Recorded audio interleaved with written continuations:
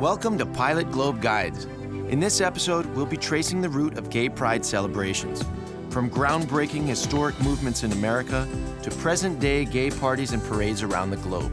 With more nations taking an open and liberal view towards gay people, there has never been a greater number of countries accessible to the gay traveler.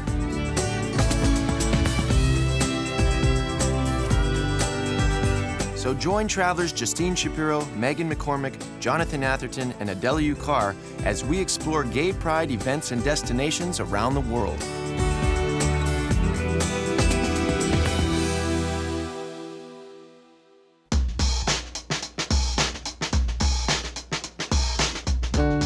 There is no better place to start our journey than in San Francisco, the gay capital of America and one of the world's most beautiful cities.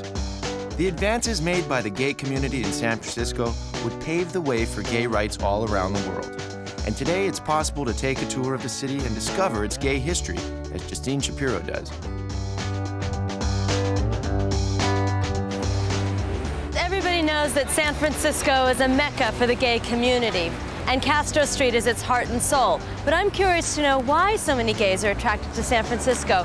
So I'm taking this walking tour today called Cruising the Castro with someone named Trevor, and we're supposed to meet on this corner in about 5 minutes. Excuse me, are you Trevor? No, she's Trevor. Oh, you're Trevor. I'm Trevor. Oh, you're Trevor. I am. Oh, great. Hi, I'm Justine. Well, Justine. Nice to meet you. So this is where the tour starts. This is it.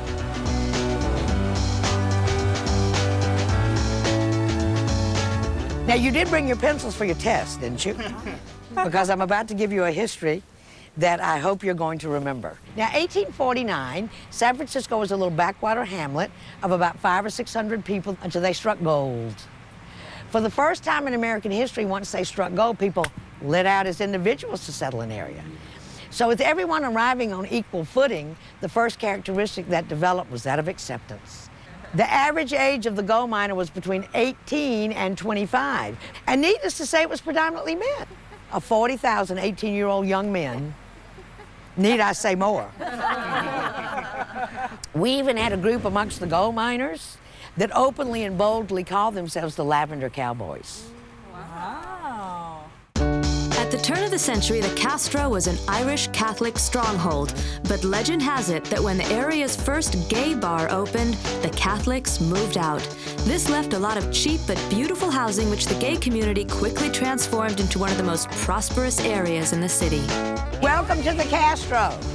This intersection is reputed to be the gayest four corners on earth. This is the first total gay community that the world has ever known. And by total, not just an area that we infiltrated for social purposes, but an area where we own the businesses and the homes, where we basically took our place at the table. Gays moved in here in '72, and once they began to migrate into this particular neighborhood, in 2 years, 20,000 moved in between these two hills. In the 1980s, the Castro was devastated by the AIDS epidemic. In just 6 weeks, 1,000 men died in this one small area of 13 blocks. The Names Project was set up to raise awareness of the epidemic and to try and obtain some government help. Each cloth panel is in the shape and size of a coffin and made to honor those individuals who died of AIDS. The panels are sewn together to form a memorial quilt. Socialization had everything in the world to do with what group were the highest risk group when this AIDS retrovirus rose up out of the mire and began to affect human beings. Now, when men are socialized, aren't they told that sex is a biological need, a male privilege? You put two men together, haven't you just doubled the odds of multiple sex? You put two women together, my God, we bonded from the nose to the toes, moved in together, began to bake vegetarian casseroles and raise cats because we had a double dose of the female socialization. So you see, when this virus rose up out of the mire that is sexually transmitted, gay men became the high-risk group. Who from day one has been the lowest risk group for the AIDS retrovirus and still is today? Lesbians. So those same people that insist that AIDS is God's punishment for homosexuality, well then don't those same people have to accept that clearly lesbians are the chosen people? All right? Now, so isn't that going to get rid of that saying that it's a gay punishment? Now, we've spent a lot of time together today. We've talked about intimate subjects, and I think that allows a group to bond. Oh, Justine, thank you. Though San Francisco was the first real mecca for gays and lesbians in the U.S., it would be events that took place on the East Coast of America that would change the lives of gay men and women around the globe.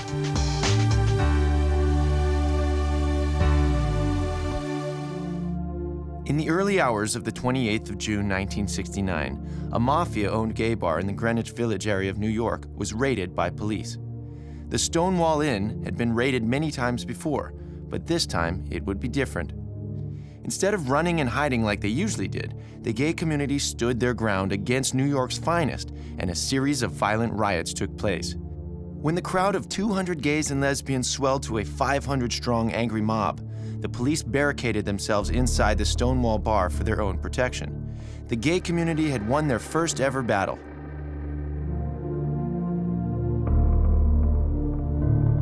In the following days, the gay community of New York City were no longer afraid to show themselves. They filled the streets of Greenwich Village. The world's first gay protest marches were born.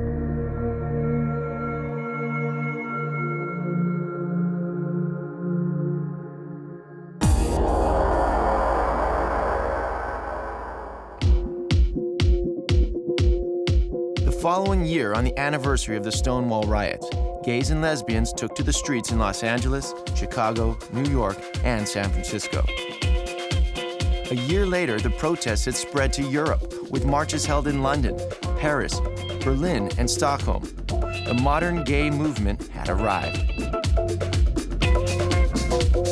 In the mid-'80s, the name and face of the protest changed, and Gay Pride was born. No longer merely a protest march, Gay Pride had become a celebration of sexuality and a week-long party for gay, lesbian, and transgendered people all over the world. Though much has changed since the protest began, the spirit remains the same. And in most countries, Gay Pride is still celebrated in June or July to commemorate the Stonewall riots. So let's take a look at the many gay prides we have helped celebrate around the world. The first stop on our Pride tour is one of the world's great cities, and one of the first to take part in the original protests, London.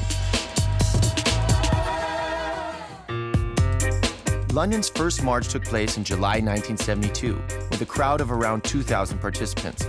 In 2009, over 1 million people joined in the celebrations at Trafalgar Square in Soho, the heart of London's gay scene. Jonathan Atherton takes a closer look. I was wondering, what's happening today? What's a party? You need to know. The Gay Pride We're going to walk down there right through the centre of London, showing everybody that we're here and fighting for equal rights. And today is the day where we come out and we just say, well, we are here. Just make sure ourselves visible rather than invisible. It's time for people to think about others, you know, and think about themselves. And I think it's great. It's lovely. The United Kingdom is one of the most tolerant nations in the world, and over 40 different towns and cities in the UK hold Gay Pride celebrations each year.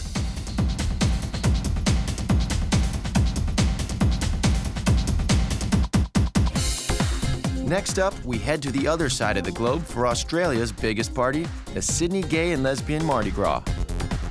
Mardi Gras began in June 1978, but in 1981 the celebrations were moved to February to take advantage of the summer. And by 1988, Mardi Gras had become one of the country's biggest tourist attractions.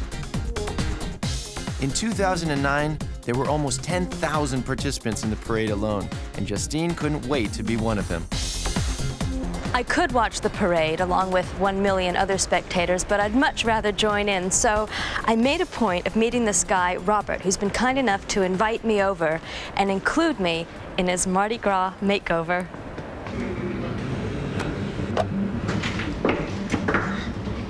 Justine, come on in, girl. Thank you. Happy Mardi Gras. You look amazing. So do you. And very tall. Oh, where'd you get that? You can't just turn up and expect to join in the Mardi Gras parade. You have to submit your theme and costume idea to the parade authorities. Robert was entered as color du jour, and he invited me to be one of his escorts. What does Mardi Gras mean to you? Gay, free, and happy, darling. Gay, free, and happy. Pride and community. It's the most fabulous time of year. We can dress up, be fabulous, be free, and just express ourselves and just have a fabulous time, darling. Every year, the same group arrives protesting against the parade and praying for rain. Everyone else has a fabulous time. This is it! It's Mardi Gras! Where's Robert? It's Dykes on Bikes! Sydney has a long history of wild parties. There's a legend about the founding orgy, when the women of the first fleet of ships finally disembarked after an 8-month voyage and made merry with the male convicts. This is a city that embraces outrageous behavior, and on the night of the Mardi Gras parade, anything goes. They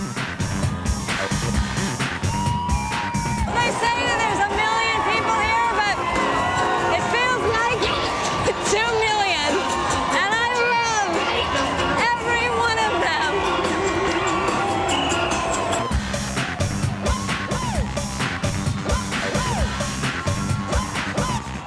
What does Mardi Gras mean to you? It's a celebration, a festival of gay and lesbian rights.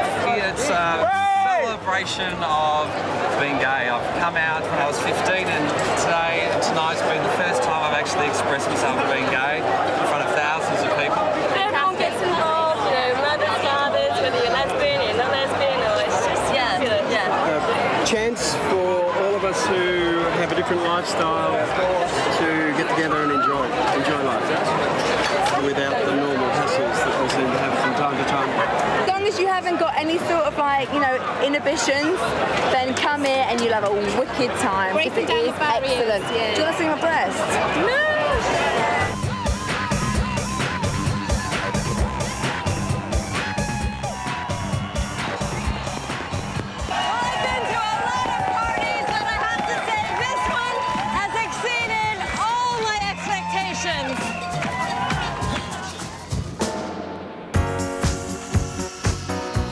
Now we move on to one of the most tolerant and liberal cities in the world, Amsterdam. With its lenient sex and drug laws and over 50 gay clubs and bars to choose from, Amsterdam has always been one of the most popular destinations for gay and lesbian travelers. Amsterdam's annual Pride events have taken place since 1994 and have grown into one of the biggest Pride celebrations in Europe.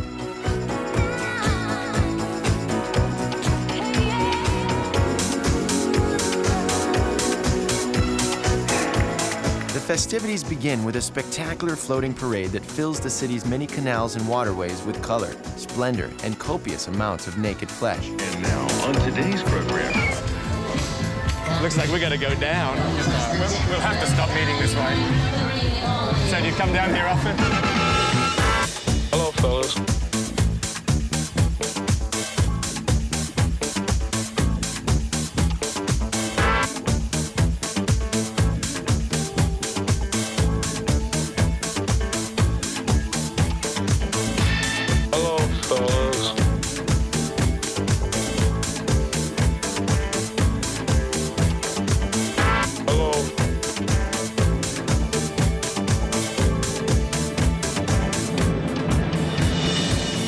Once on dry land, the party fills the streets and continues way into the early hours.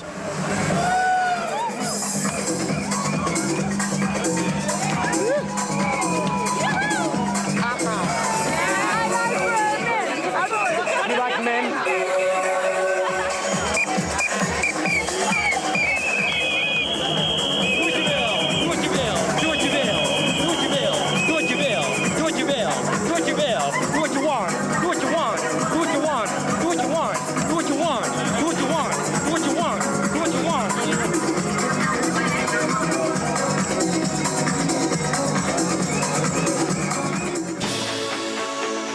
Next up, Sweden. Stockholm Pride started in 1998 and celebrates all the wonderful gifts Sweden has given the gay community over the years.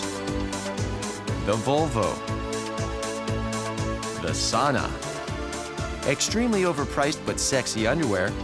And most importantly, the biggest gift bestowed upon the gay community by any country ever, ABBA.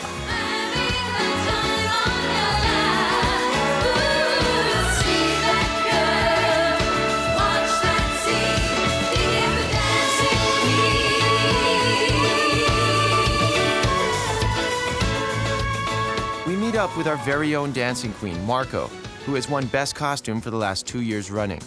Even though he is unemployed, Marco splashes out around $5,000 on his costume and parade routine. Today's program. I can hold the wings and you can help him up. It's not easy being the queen of the parade, I tell you. Hey, there you go, up and alley-oop. The excitement is mounting, the dykes are on their bikes. Let the game begin! Woo! Since Stockholm Gay Pride started in 1998, it has become one of the summer's most popular events, with up to 45,000 people taking part in the parade and 450,000 spectators.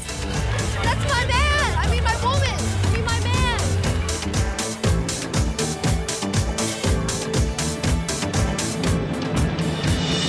You look so beautiful!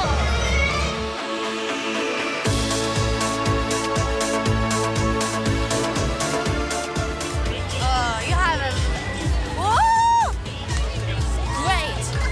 Great!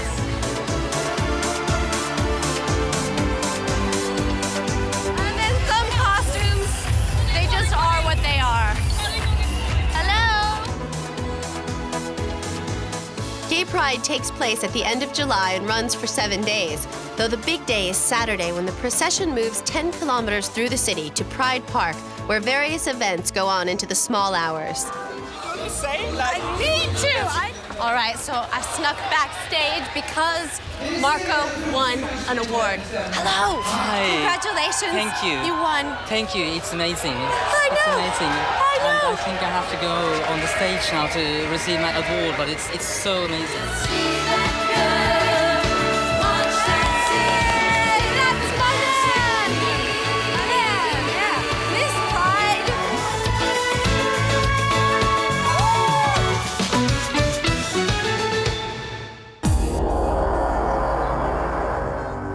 Hundreds of gay pride events occur all over the world, so here's our guide to some of the best. Scheduled each year for the last Sunday in June at 12 noon, the Chicago Gay Pride Parade steps off from the corner of Halsted and Belmont. And if you're under 21, be sure to check out the festival's Youth Pride. Montreal in Canada has one of the best gay pride events in the world. Called Diverse City, it celebrates the diversity of this French and English-speaking multicultural city. Be sure to check out Lesbian, the biggest lesbian party of the year. The Gay Pride celebration in Sao Paulo, Brazil is said to be the biggest in the world. The starting point of the parade is the Sao Paulo Museum of Art on Paulista Avenue. A lesbian and bisexual walk also takes place one day before the parade from the same location.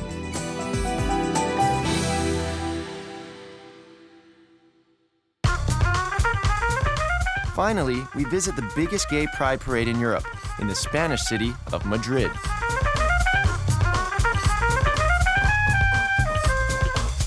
The parade snakes its way up Madrid's famous Gran Via and takes almost 6 hours to complete its route. Can I hear a drum? Madrid Pride has snowballed since 2005, when Spain became one of only 4 countries in the world to offer full gay rights in marriage.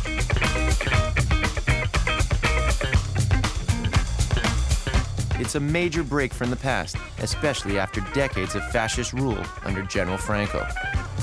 You're married, right? Yes, Good, sure. Congratulations! Thank you. How long ago? 2 years ago. We were one of the first couple of 2 men to be married. They're loving, they're just having fun here. They came out to see the parade, and I think it's quite good, but sometimes a little bit too showy. They say that around 2 million people are visiting this year's Gay Pride, an incredible sight as it winds its way up Madrid's historic Gran Via. The parade continues right up until midnight when, for many, the party moves elsewhere. I'm making my way to one of the official satellite events, where tonight older gays and lesbians are symbolically passing the baton on to the younger community and asking that they remember the struggle of the last 30 years.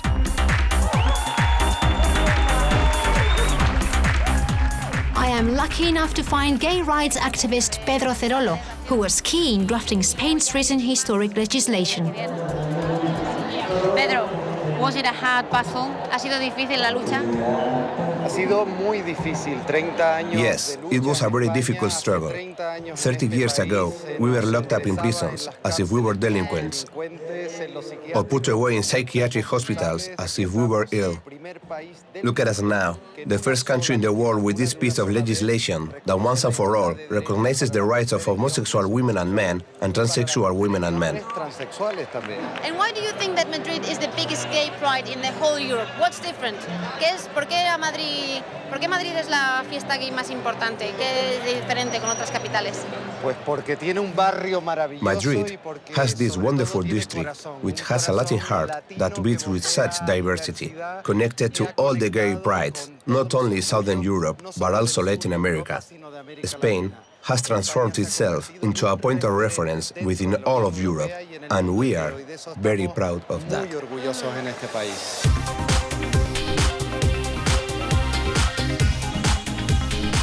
And on the subject of Latin pride, there's a very special event about to be judged on a neighboring stage. Deborah Hombres is tonight's compere. Hey Deborah, what is this all about? I mean, I've seen all those muscly men. Yeah, this is the biggest contest here in Spain, Mr. Gay Pride. Yeah. Today we decide who is the biggest gay in Spain. Sexy and hot arms. And what do you need to be Mr. Gay? Full of muscles and a little bit of intelligence.